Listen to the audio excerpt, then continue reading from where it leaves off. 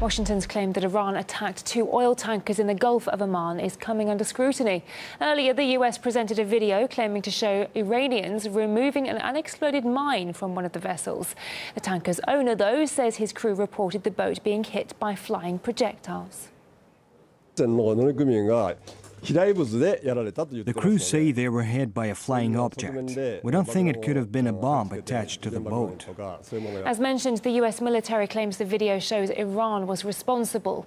The UK Foreign Office also backed up the US accusations, saying the Revolutionary Guard Corps should be held accountable. The Iranian leader Hassan Rouhani has accused the US of undermining peace and security in the Middle East. But Secretary of State Mike Pompeo said no one else in the region had the capacity to carry out such an attack.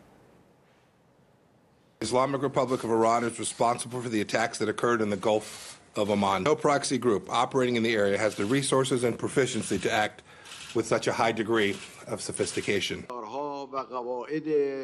Over the last 2 years, the US has been implementing an aggressive approach, violating international law and using its financial and military clout. This poses a serious threat to the region and to global security. The Iranian foreign minister has accused the US of engaging in sabotage diplomacy, while Russia's foreign minister said the US was creating an artificial escalation of tensions in the region. Caleb Maupin has more. So there were 2 oil tankers that were hit.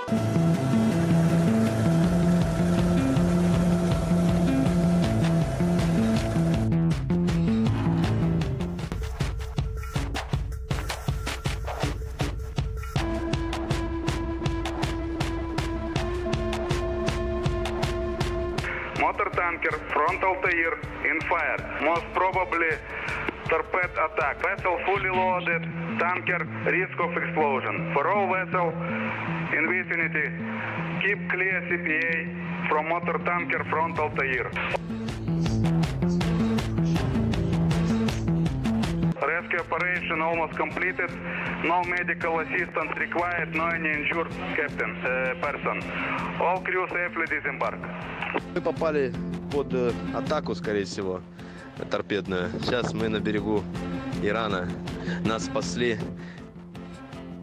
Let's go over the facts. Now, the first one belongs to John Fredrickson. He is a longtime Norwegian trading partner of Iran. His relationship with Iran goes back to the 1980s. One biography even refers to him as the Ayatollah's lifeline.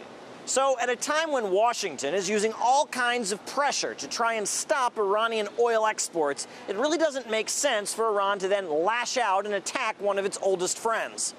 Now, the second oil tanker to be hit is even more interesting. This is a Japanese-owned chemical tanker, and it was hit at the same time that Japan's Prime Minister, Shinzo Abe, was in Tehran meeting with Iran's supreme leader.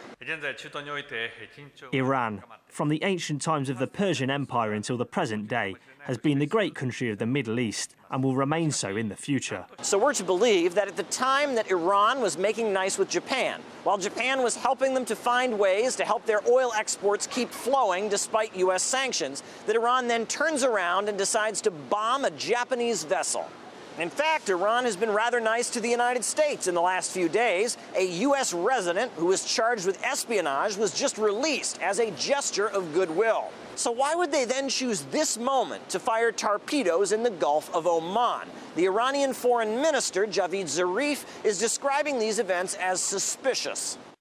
Reported attacks on Japan-related tankers occurred while PM was meeting with Ayatollah for extensive and friendly talks.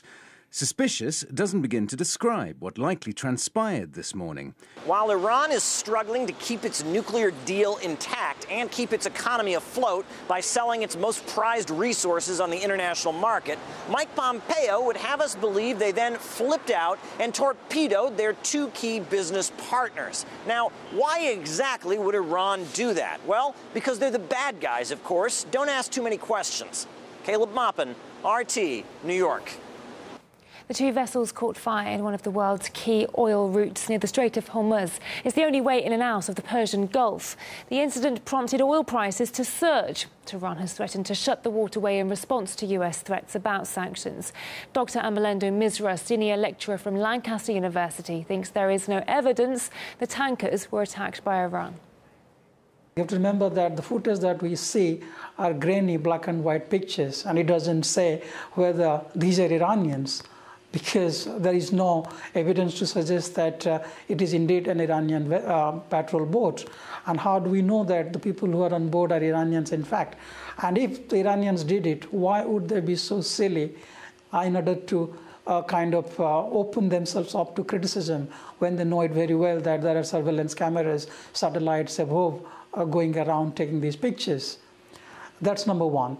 And the number two is the fact that we have had, as you have already pointed out, occasions when evidence have been doctored, and we have had kind of submissions which are not actually revealing the truth.